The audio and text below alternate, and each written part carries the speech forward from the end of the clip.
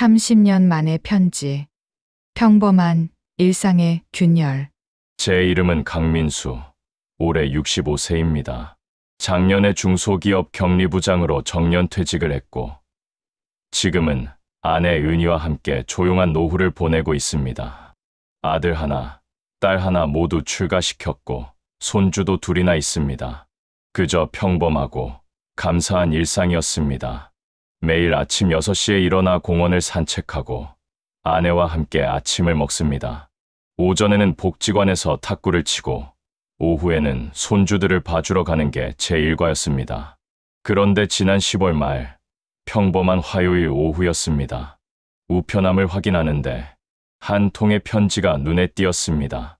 요즘 누가 손편지를 보냅니까? 대부분 고지서나 광고 전단지뿐인데 말이죠. 그런데 발신인을 보는 순간 저는 그 자리에 얼어붙고 말았습니다. 발신인 김성호. 30년 전에 세상을 떠난 제 대학 동기의 이름이었습니다. 손이 떨렸습니다. 누군가의 장난인가? 아니면 동명이인인가?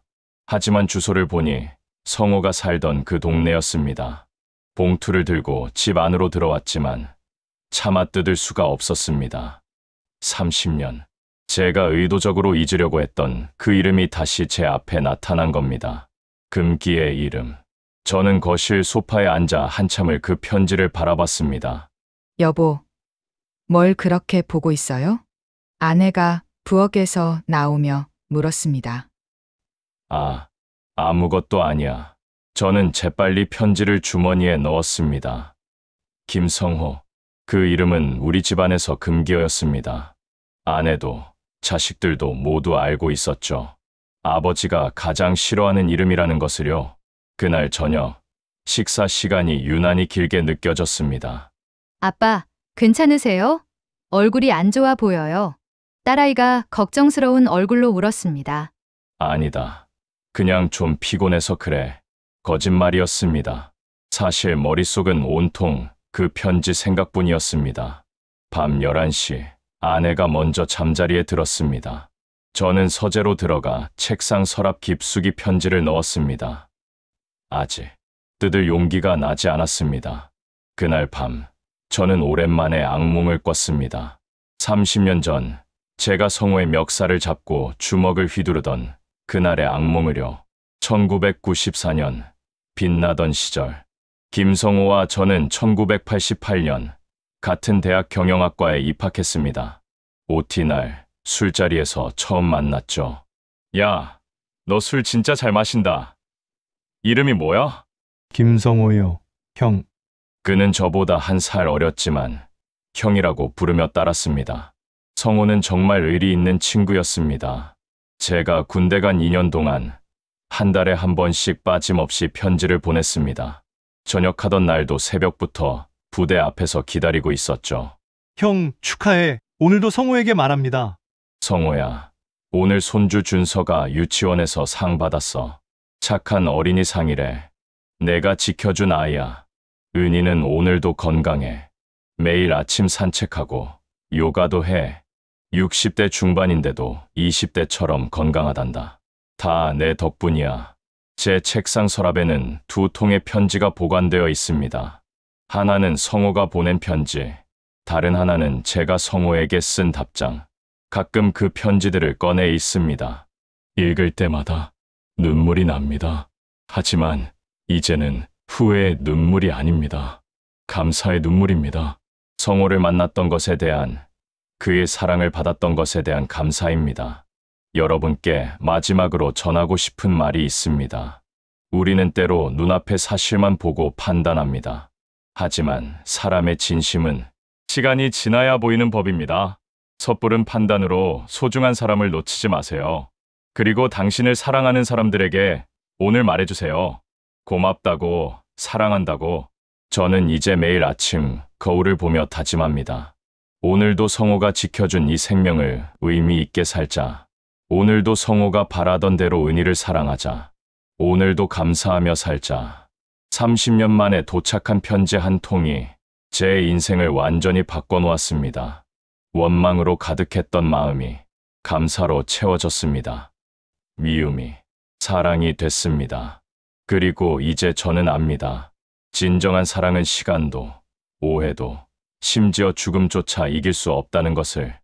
성우야, 형은 오늘도 너에게 말해. 고마워. 정말, 정말 고마워. 다음 생에서 꼭 다시 만나자. 그때는 형이 더 잘할게. 당신에게도 성우 같은 친구가 있나요? 있다면 오늘 연락해보세요. 너무 늦기 전에. 사랑합니다. 대학 졸업 후 우리는 함께 취업 준비를 했습니다. 1992년 기적처럼 같은 회사에 합격했습니다. 야, 우리 진짜 천생연분이다.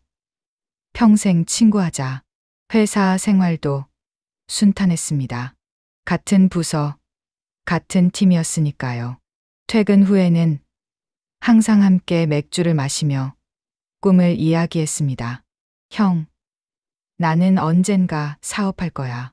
그래서 큰 돈 벌어서 부모님 편하게 해드릴 거야. 너는 할 수 있을 거야. 성우야. 너는 끈기가 있잖아. 1993년 봄, 저는 소개팅에서 지금의 아내 은희를 만났습니다. 성우가 먼저 알아챘습니다. 형, 요즘 표정이 왜 그래? 혹시 여자 생겼어? 어떻게 알았어? 에이, 나 누군데? 형수님 한번 보자. 첫 만남에서 성우는 은희에게 90도로 인사했습니다. 형수님, 저는 형의 절친 김성우라고 합니다. 앞으로 잘 부탁드립니다. 은희도 성우를 좋아했습니다. 당신 친구 정말 좋은 사람이네요. 의리도 있고. 그해 가을, 저는 은희에게 청혼했고 결혼 날짜를 1994년 6월로 잡았습니다. 균열의 시작. 1994년 3월, 이상한 일이 시작됐습니다. 성우가 회사에 자주 지각하기 시작했습니다. 야, 성우야. 요즘 무슨 일 있어? 너답지 않게 왜 이래? 아니야, 형. 그냥 좀 피곤해서. 그의 표정이 어두워 보였습니다. 뭔가 고민이 있어 보였죠.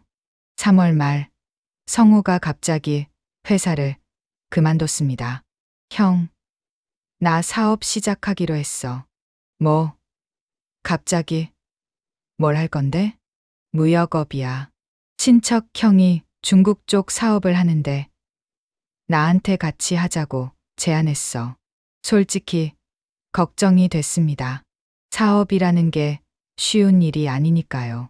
성우야, 신중하게 생각해.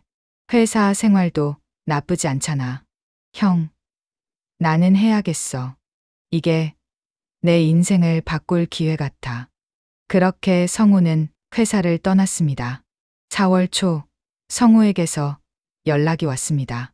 형, 나 좀 만나자. 할 이야기가 있어. 우리는 회사 근처 선술집에서 만났습니다. 성우의 얼굴은 심각했습니다. 형, 나 부탁 하나만 들어줘. 무슨 부탁인데? 돈 좀 빌려줄 수 있어? 제 표정이 굳었습니다. 얼마나 필요한데? 3천만 원. 그 당시 3천만 원은 엄청난 거금이었습니다. 저는 5년간 모은 전 재산이 딱 3천만 원이었습니다. 결혼 자금으로 모은 돈이었죠. 성우야, 그건 내가 결혼 준비하려고 모은 돈인데. 형, 나도 안다. 정말 미안해. 하지만 사업 시작 자금이 부족해서 성우의 눈에 눈물이 맺혔습니다. 형만 믿는다. 3개월, 아니, 6개월 안에 꼭 갚을게.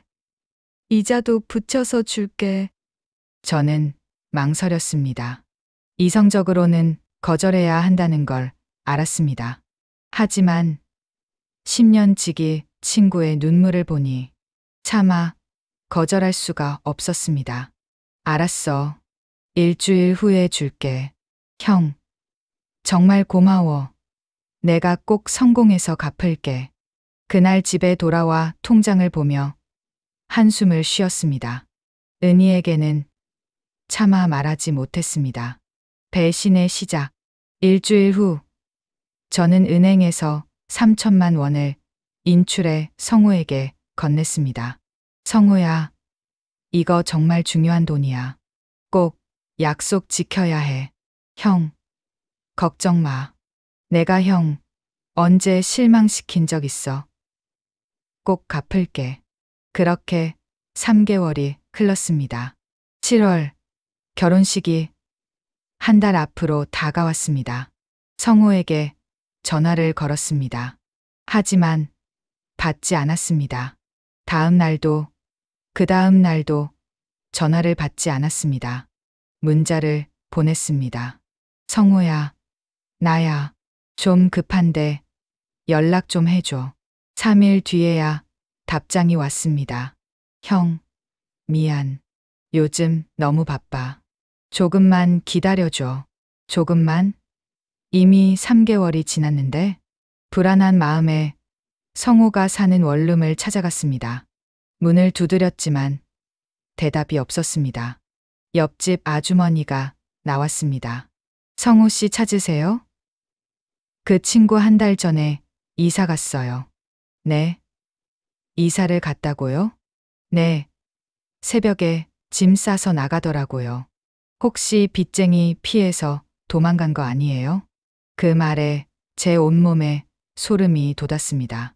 집에 돌아와 은희에게 고백했습니다. 은희야, 사실은 제가 전 재산을 성우에게 빌려줬다는 사실을 말했습니다. 은희의 얼굴이 창백해졌습니다. 당신, 지금 무슨 소리예요? 결혼식이 한 달 남았는데. 미안해. 내가 너무 순진했어. 그날 밤, 은희는 울면서 친정으로 돌아갔습니다. 결혼이 파토날 수도 있다는 위기감이 엄습했습니다. 치욕의 날들. 다음 날, 저는 부모님께 무릎을 꿇었습니다. 아버지, 제가 큰 실수를 저질렀습니다. 부친께서는 크게 화를 내셨습니다. 내가 그렇게 어리석을 줄은 몰랐다. 결혼 자금을 남한테 빌려주다니. 죄송합니다. 부친께서는 한숨을 쉬시더니 결국 2천만 원을 마련해 주셨습니다. 평생 농사 지으시며 모은 돈을 저 때문에 쓰신 겁니다. 장모님께도 찾아가 사정을 말씀드렸습니다. 사위, 결혼식 비용은 걱정 말게. 우리가 조금 보탤게.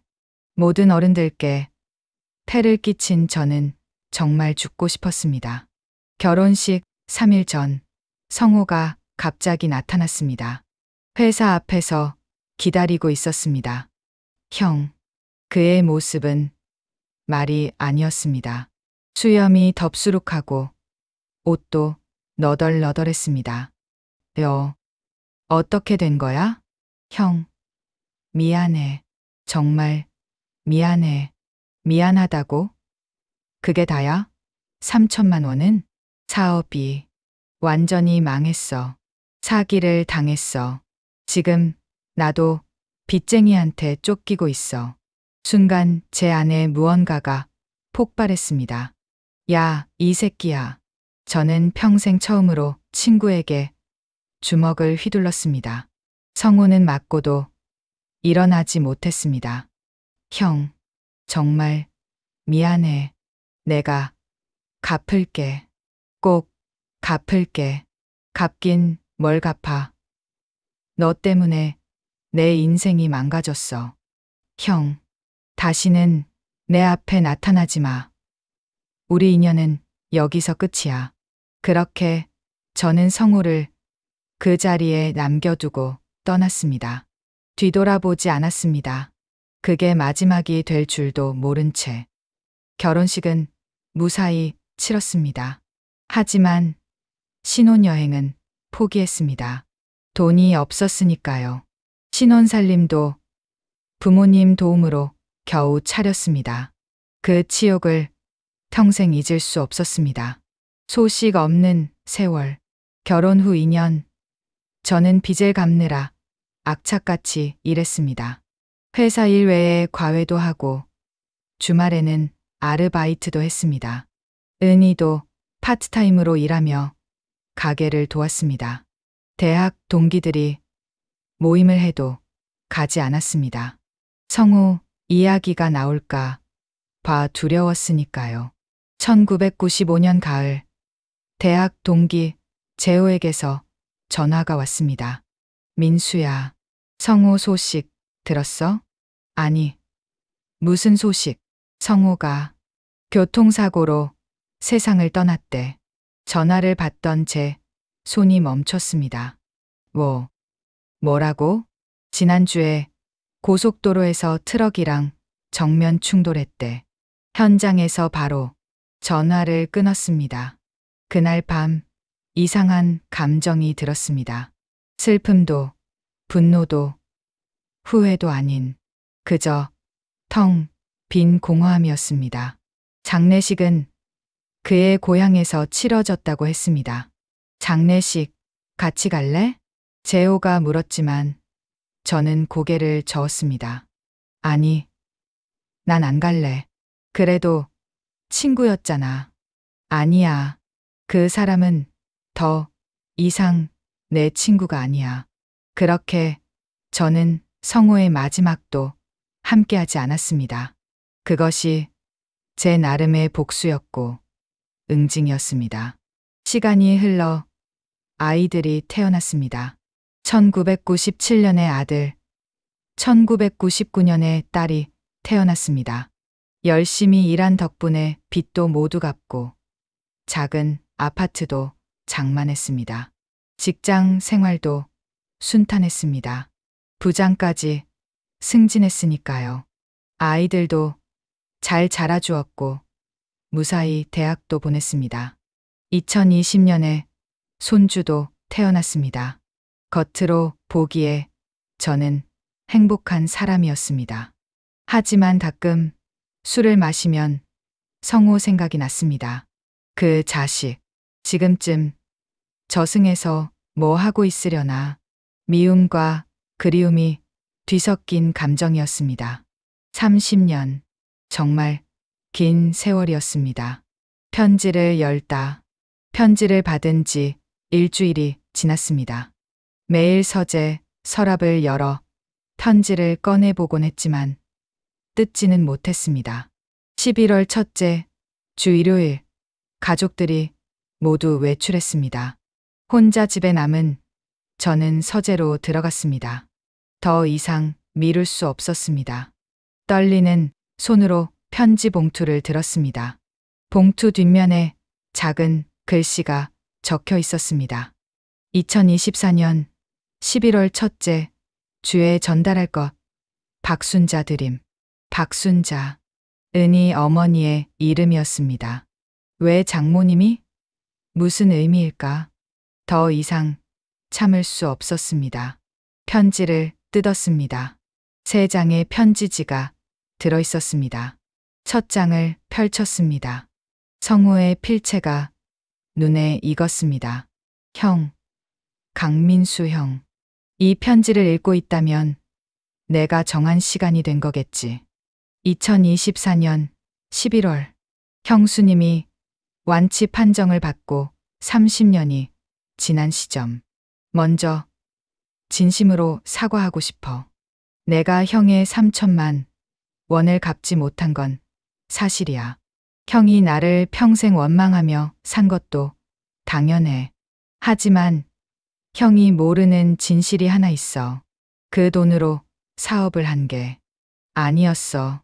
제 심장이 빠르게 뛰기 시작했습니다. 두 번째 장을 펼쳤습니다. 숨겨진 진실. 1994년 3월 15일. 형수님의 어머니께서 갑자기 나를 찾아오셨어. 장모님은 눈물을 흘리며 말씀하셨지. 성호 씨, 우리 은희가 급성 백혈병 진단을 받았어요. 그 순간 하늘이 무너지는 것 같았어. 결혼식이 석 달 남았는데 민수한테는 절대 말하지 못하겠어요. 만약 알면 결혼을 포기할까 봐 너무 무서워요. 장모님은 손이 발이 되도록 빌었어. 성호 씨가 민수를 설득해 주세요. 결혼을 미루자고. 하지만 나는 다른 방법을 생각했어. 형수님의 병을 고치는 거. 당시 치료비가 5천만 원 정도 필요했대. 우리 집은 가난했어. 2천만 원이 전부였지. 그래서 형한테 3천만 원을 빌린 거야. 형, 미안해. 거짓말을 했어. 사업 자금이 아니었어. 형수님의 생명을 구하기 위한 돈이었어. 저는 편지를 읽다가 손을 멈췄습니다. 눈물이 흘러내렸습니다. 세 번째 장을 펼쳤습니다.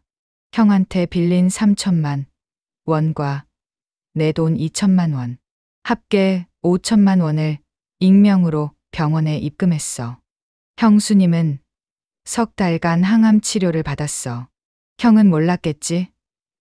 형수님이 결혼 준비하러 다닌다고 했을 때 사실은 병원에서 치료받고 있었다는 걸. 장모님과 장인어른 그리고 나, 우리 셋만이 그 비밀을 알고 있었어. 형수님은 기적적으로 완치 판정을 받았어. 결혼식 일주일 전이었지. 나는 너무 기뻤어. 형이 행복하게 결혼할 수 있게 됐으니까. 하지만 나는 돈을 갚을 수 없었어. 2천만 원은 내 전 재산이었고 부모님께 빌린 돈까지 다 쓴 상태였거든. 형한테 진실을 말할 수도 없었어. 장모님께 비밀을 지켜달라고 약속했으니까. 그래서 나는 형을 피했어. 형의 전화도 문자도 받지 않았어. 차라리 형이 나를 미워하는 게 나았어. 형수님의 병을 알고 결혼을 망설이는 것보다는 저는 더 이상 읽을 수 없었습니다. 편지지를 가슴에 안고 소리 내어 울었습니다. 마지막 고백. 한참을 울고 나서 마지막 부분을 읽었습니다. 결혼식 전날 형을 만나러 갔어. 사실대로 말하고 싶었어. 하지만 막상 형 앞에 서니 입이 떨어지지 않았어. 장모님과의 약속도 있었고. 그래서 거짓말을 했어. 사업이 망했다고. 형의 주먹을 맞았을 때 나는 차라리 다행이라고 생각했어. 이제 형과의 인연은 끝났으니까. 형이 나를 원망하며 살아도 형수님과 행복하게 사는 게 더 중요했으니까. 1995년 10월 12일. 내가 사고로 죽던 그날까지 나는 단 한 번도 후회하지 않았어. 다만 한 가지 아쉬운 게 있다면 형이 나를 오해한 채로 평생을 살아간다는 거였어. 그래서 이 편지를 준비했어. 형수님 어머니께 부탁드렸지. 형수님이 완치 후 30년을 건강하게 사시면 그때 형한테 이 편지를 전해주세요라고. 30년이면 형수님이 60대 중반이겠지? 그 나이까지 건강하게 사셨다면 내가 한 일이 헛되지 않았다는 증거니까. 편지의 마지막 문장이었습니다. 형, 강민수 형. 나는 형을 평생 형이라고 불렀어. 죽는 순간까지도 형 생각을 했어. 형이 이 편지를 읽을 때쯤이면 나는 이미 30년 전 사람이 되어 있겠지. 하지만 형이 알아줬으면 좋겠어. 내가 형을 배신한 게 아니라 형을 지키려고 했다는 걸. 이제 형수님을 더 사랑해줘. 그리고 남은 인생 행복하게 살아줘. 그게 나에게 주는 가장 큰 선물이야. 형, 미안해. 그리고 사랑해. 형의 영원한 동생, 김성호. 저는 편지를 내려놓고 한참을 울었습니다. 30년 동안 저는 은인을 배신자로 오해하며 살았던 겁니다. 아내의 고백. 저녁 7시 아내가 돌아왔습니다. 여보, 집에 계셨어요? 왜 불도 안 켜놓고? 아내는 서재에 앉아 있는 저를 보고 놀랐습니다. 당신, 왜 그래요? 왜 울어요? 저는 떨리는 손으로 편지를 건넸습니다. 이걸 읽어봐. 아내는 편지를 받아 읽기 시작했습니다. 첫 장을 읽더니 얼굴이 창백해졌습니다. 두 번째 장에서는 손이 떨리기 시작했습니다. 세 번째 장을 다 읽고 나서 아내는 바닥에 주저앉았습니다. 당신, 야는 아내도 울기 시작했습니다. 미안해요. 당신한테 평생 거짓말을 했어요. 은희야, 결혼 전에 나 백혈병이었어요. 알아. 이제 다 알았어. 어머니가 성호 씨한테 부탁하신 거였어요. 그래서 결혼 준비한다고 하면서 병원에 다닌 거였구나. 당신이 알까봐 너무 무서웠어요. 당신이 나와의 결혼을 포기할까봐. 아내는 제 품에 안겨 한참을 울었습니다. 성호 씨가 그 돈을 나 때문에 쓴 거였어요. 그리고 당신한테 미움을 받으면서도 끝까지 비밀을 지켜준 거예요. 저도 아내를 꼭 안았습니다. 미안해. 내가 몰라봤어. 성호를 30년 동안 오해했어. 그날 밤 우리 부부는 거실에 앉아 밤새 이야기를 나눴습니다. 아내는 처음으로 30년 전의 진실을 모두 털어놨습니다. 1994년 3월 건강검진에서 이상이 발견됐어요. 정밀 검사를 받았더니 급성 골수성 백혈병이었어요. 의사 선생님이 말씀하셨어요. 바로 치료하지 않으면 6개월도 못 산다고.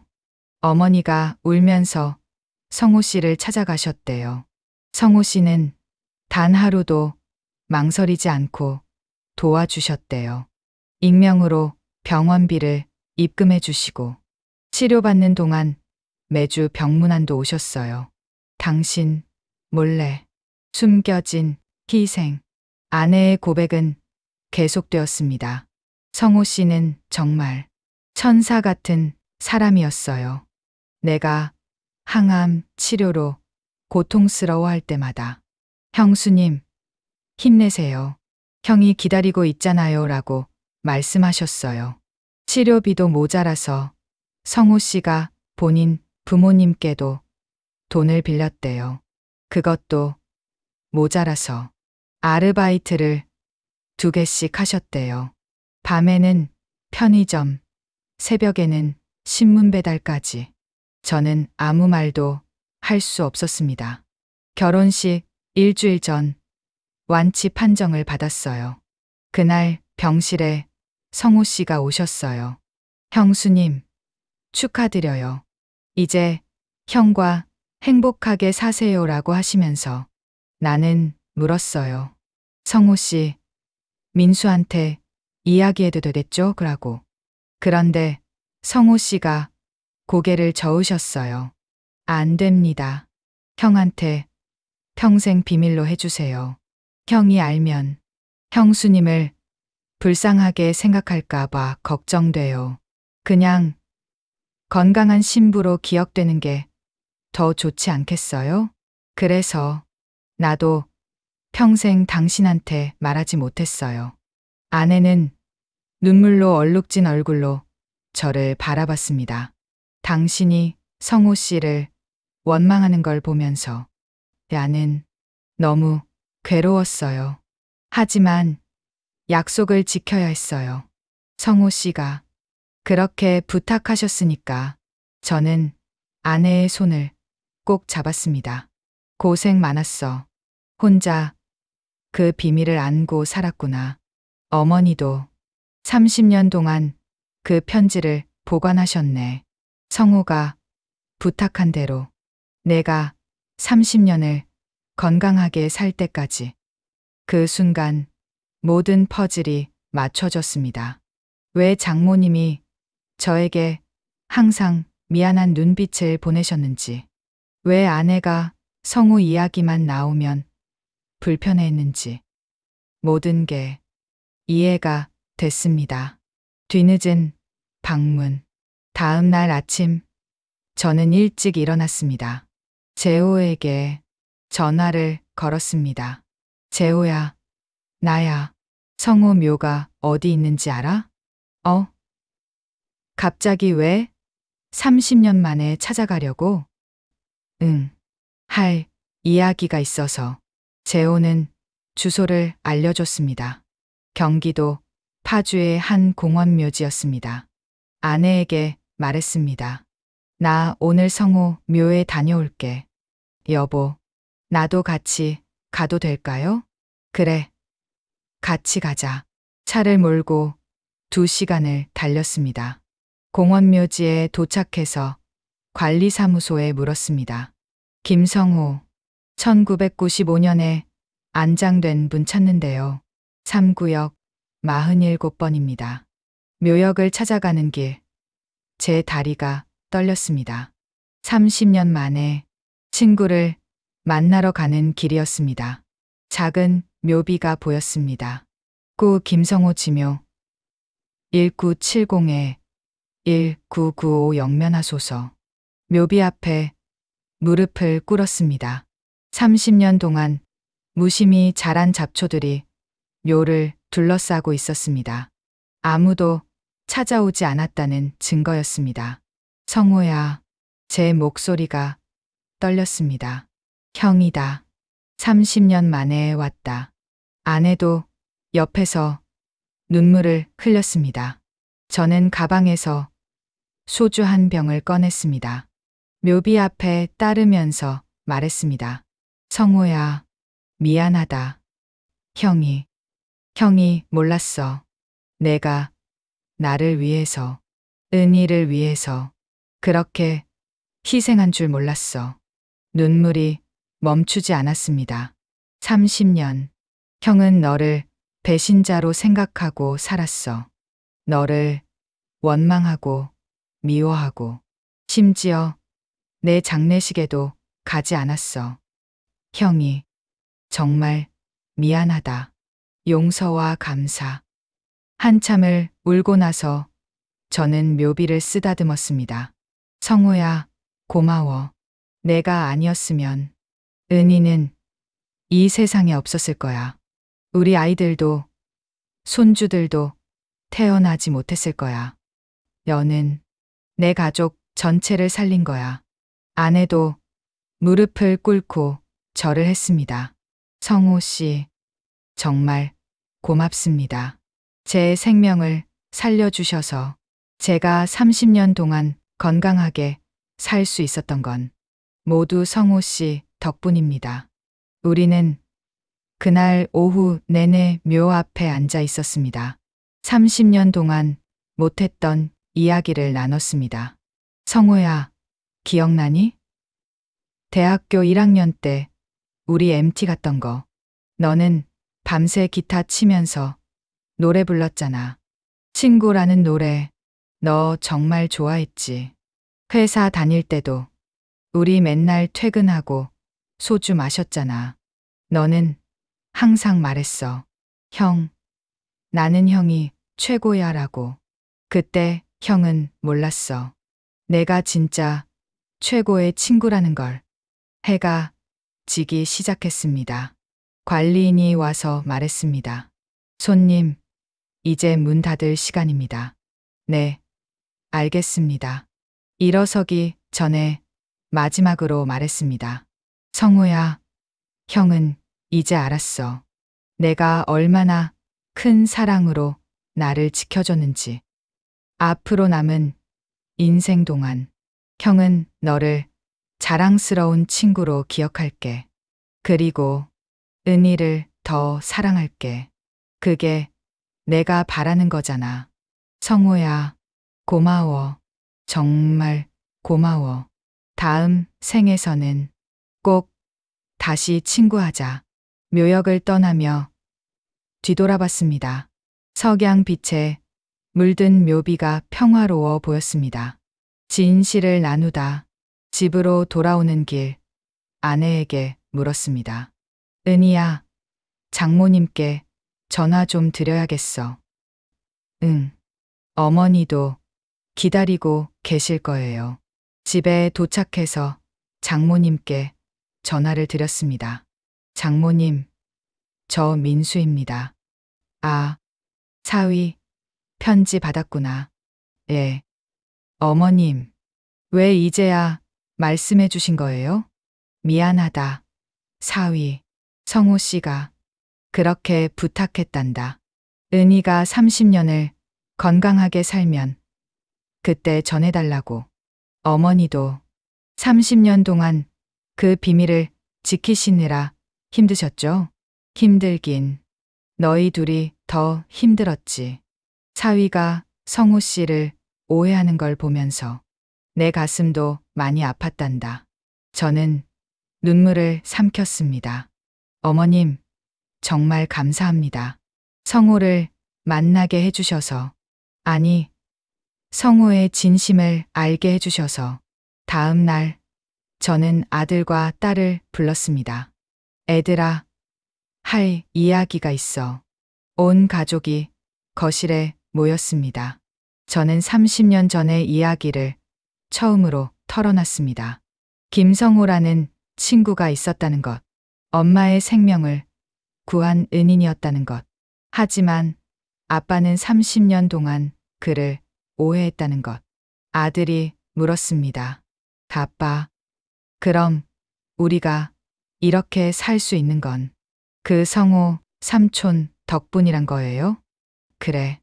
너희 할머니도, 엄마도, 너희들도 모두 성호 덕분에 존재하는 거야. 딸이 울먹였습니다. 그런 분이 계셨는데 우리는 몰랐네요. 이제는 알았으니 기억해야지. 새로운 시작. 그 주말 온 가족이 성호의 묘를 찾았습니다. 아들, 딸, 그리고 어린 손주들까지 모두 함께였습니다. 아이들은 묘 앞에 꽃을 놓았습니다. 성호 삼촌, 안녕하세요. 저는 민준이에요. 삼촌 덕분에 제가 태어날 수 있었대요. 감사합니다. 딸도 절을 했습니다. 삼촌, 저는 지은이에요. 엄마를 살려주셔서 감사해요. 5살 손주 준서도 엄마 손을 잡고 인사했습니다. 할아버지, 친구 아저씨, 안녕하세요. 그 순간 저는 깨달았습니다. 성호의 희생이 얼마나 많은 생명으로 이어졌는지를. 그날부터 우리 가족은 정기적으로 성호의 묘를 찾기로 했습니다. 매년 성호의 기일인 10월 12일에는 가족 모두가 모이기로 했습니다. 저는 묘역 관리비를 내고 정기적으로 묘를 돌보기 시작했습니다. 30년 동안 방치됐던 묘는 이제 깨끗하게 관리되기 시작했습니다. 재호에게도 연락했습니다. 재호야, 다른 동기들한테도 알려줘. 성호, 묘 위치 말이야. 같이 찾아가자. 그래, 알겠어. 다들 놀랄 거야. 한 달 후, 대학 동기 10명이 모여 성호의 묘를 찾았습니다. 성호야, 우리 왔다. 너 혼자 먼저 가서 외로웠지? 미안해. 친구들은 소주를 따르며 옛날 이야기를 나눴습니다. 기억나? 성호는 정말 의리가 있었어. 맞아. 누가 어려우면 자기 일처럼 도와줬지. 그런 녀석이었는데 우리가 너무 무심했어. 그날 이후로 동기들도 정기적으로 성우를 찾기 시작했습니다. 편지를 쓰다. 어느 날 밤 저는 서재에 앉아 편지를 쓰기 시작했습니다. 성우에게 보내는 답장이었습니다. 성우야, 형이다. 내 편지를 받았어. 30년 만에. 형은 정말 바보였어. 내가 그렇게 큰 사랑으로 나를 지켜줬는데 형은 30년 동안 너를 원망하며 살았어. 내 장례식에도 가지 않았어. 형이 정말 미안하다. 하지만 이제는 알아. 너는 내 인생 최고의 친구였다는 걸. 아니, 최고의 은인이었다는 걸. 내 덕분에 은희는 살았고, 우리 아이들이 태어났고, 손주들도 세상에 왔어. 내 희생이 이렇게 많은 생명으로 이어졌어. 성우야, 너는 히어로야. 너는 진짜 영웅이야. 형은 이제 알아. 진정한 사랑이 뭔지, 진정한 우정이 뭔지. 너는 아무런 대가도 바라지 않고, 심지어 오해받는 것도 감수하면서 나와 은희를 지켜줬어. 그게 진짜 사랑이더라. 편지를 쓰다가 눈물이 떨어졌습니다. 형은 앞으로 내가 바라던 대로 살게. 은희를 더 사랑하고 우리 아이들, 손주들도 잘 챙길게. 그리고 사람들한테 내 이야기를 들려줄게. 진정한 친구가 어떤 건지, 진정한 사랑이 어떤 건지. 성우야, 다음 생에서 꼭 다시 만나자. 그때는 형이 더 잘할게. 너를 더 소중하게 대할게. 그때까지 편히 쉬어. 형은 여기서 열심히 살게. 내가 지켜준 이 생명들을 잘 돌보면서. 고마워, 성우야. 정말, 정말 고마워. 형, 강민수. 편지를 다 쓰고 저는 봉투에 넣어 서랍에 보관했습니다. 언젠가 제가 세상을 떠날 때 이 편지를 관 속에 넣어달라고 유언할 생각입니다. 그래서 저승에서 성우를 만나면 직접 전해주려고요. 감동의 피날레. 그로부터 몇 달이 지났습니다. 저는 완전히 달라진 사람이 됐습니다. 매일 아침 은희에게 말합니다. 사랑해, 여보. 오늘도 건강하게 깨어나줘서 고마워. 은희도 웃으며 대답합니다. 나도 사랑해요, 여보. 아이들에게도 자주 말합니다. 너희가 태어나줘서 정말 감사해. 성우 삼촌이 지켜준 생명이야. 소중히 여기렴. 손주들과 놀 때도 생각합니다. 성우야, 내 덕분에 이렇게 행복한 순간을 누리고 있어. 복지관 친구들한테도 성우 이야기를 했습니다. 내 친구가 있었는데 말이야. 진짜 영웅 같은 친구였어. 사람들은 감동받아 눈물을 흘렸습니다. 그런 친구가 있었다니 정말 복 받으셨네요. 그 친구분 천국에서 편히 쉬고 계실 거예요. 어느 날 손주 준서가 물었습니다. 할아버지, 성우 할아버지는 천사예요? 그래, 준서야. 성우 삼촌은 천사야. 우리 모두를 지켜준 천사야. 지난주에는 성우의 부모님을 찾아뵈었습니다. 두 분 다 80대 중반이셨지만 아직 건강하셨습니다. 어르신, 저 성우의 친구 강민수입니다. 아, 민수군. 정말 오랜만이구나. 저는 두 분께 무릎을 꿇고 절을 했습니다. 죄송합니다. 그리고 감사합니다. 성호가 저희 가족을 살렸습니다. 그런 아들을 키워주셔서 정말 감사합니다. 성호 어머님이 제 손을 잡으셨습니다. 민수군이 이렇게 찾아와 줘서 우리 성호가 정말 기뻐할 거야. 성호가 가장 아끼던 친구가 민수군이었거든. 그날 저는 성호 부모님께 매달 생활비를 드리겠다고 약속했습니다. 성호가 못다 한 효도를 제가 대신하겠다고요. 지금 이 순간에도 저는 성호에게 감사합니다. 그의 희생이 없었다면 지금의 제 행복도 없었을 테니까요. 사람들은 말합니다. 인생은 짧고 예술은 길다고. 하지만 저는 이제 압니다. 진정한 사랑과 우정은 죽음보다 강하다는 것을. 30년의 시간도, 오해도, 심지어 죽음도 진짜 사랑은 이길 수 없다는 것을. 여러분, 혹시 오해하고 계신 분이 있다면 한 번쯤 다시 생각해 보세요. 어쩌면 그 사람은 당신을 지키려고 희생한 사람일지도 모릅니다. 그리고 곁에 있는 소중한 사람들에게 말해주세요. 사랑한다고, 고맙다고. 내일은 너무 늦을 수도 있으니까요. 30년 만에 도착한 편지가 제게 가르쳐 준 것. 진정한 사랑은 시간을 초월한다는 것. 그리고 진정한 친구는 영원하다는 것. 성우야, 고마워. 형은 너를 평생 잊지 않을게. 이 이야기는 실화를 바탕으로 재구성했습니다.